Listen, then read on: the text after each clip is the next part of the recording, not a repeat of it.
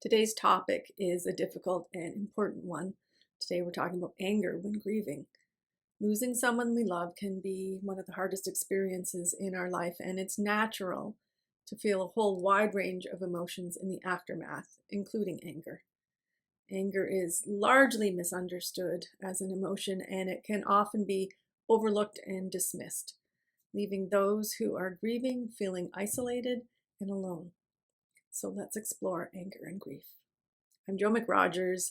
As a therapist, I have dedicated this YouTube channel to doing grief differently. Please like and subscribe and turn on the notifications bell so that YouTube knows that we are doing grief differently.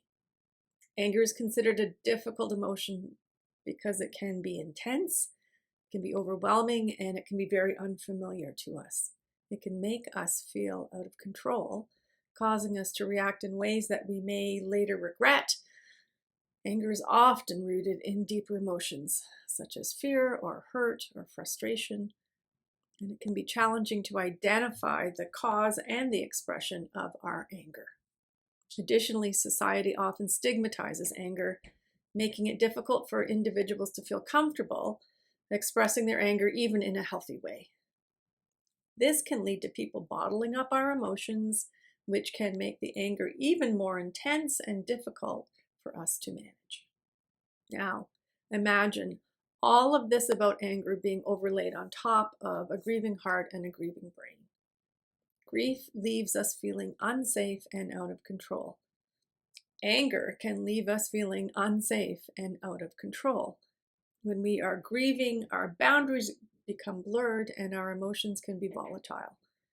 Usually we experience what are called thought distortions while we are grieving. I've made a whole video specifically about this that I will queue up at the end of this video.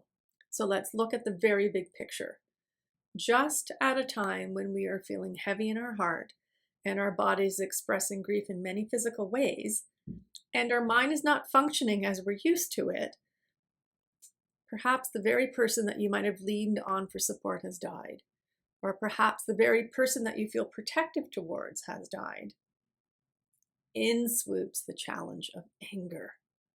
What a loaded state. It's important to understand that anger is a completely normal, natural response to loss. It's a way for us to express our feelings of frustration, disappointment, sadness that our loved one is no longer with us. It may stem from the nature of the death. It may have roots in long-standing discord in the relationship with the person who we have loved and lost. It may come through remorse or guilt, secrets, lost futures, past behaviors. All of these can feed anger. It's also worth noting that some of us may have a harder time regulating our emotions, making it even more difficult for us to manage feelings of anger when we are grieving. This could be from a number of factors. It could come from past traumatic experiences.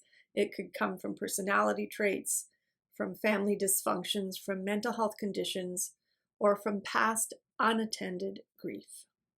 I've yet to speak with a griever who doesn't experience this type of introspection involving guilt and remorse and anger.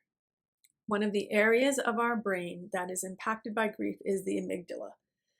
This part of our brain is implicated in sadness, separation distress, storage of emotional memories, and detecting threats to ourselves and to our attachments. The amygdala moderates and responds to fear, anxiety, and anger, and this perfectly mirrors our experience of grief. And this helps to explain why anger may be so accessible and so raw while we are grieving. Anger is a normal part of the grieving process. It's important to acknowledge and find healthy ways to cope with our anger. Please remember to be patient with yourself and with others when grief is amongst us.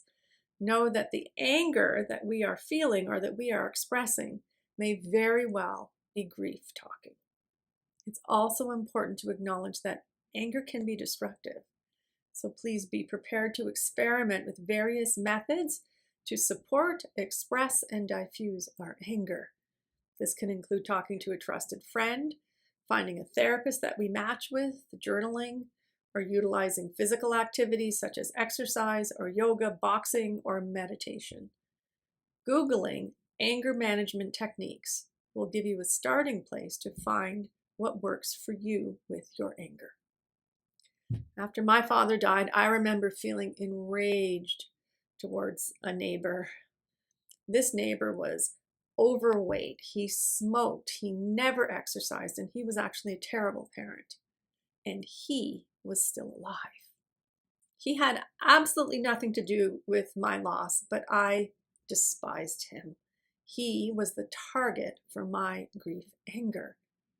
And this anger towards him made absolutely no logical sense. But believe me, that anger was visceral. I can still tap into those feelings decades later. Please share with us your experience in the comments below. Does your grief include anger?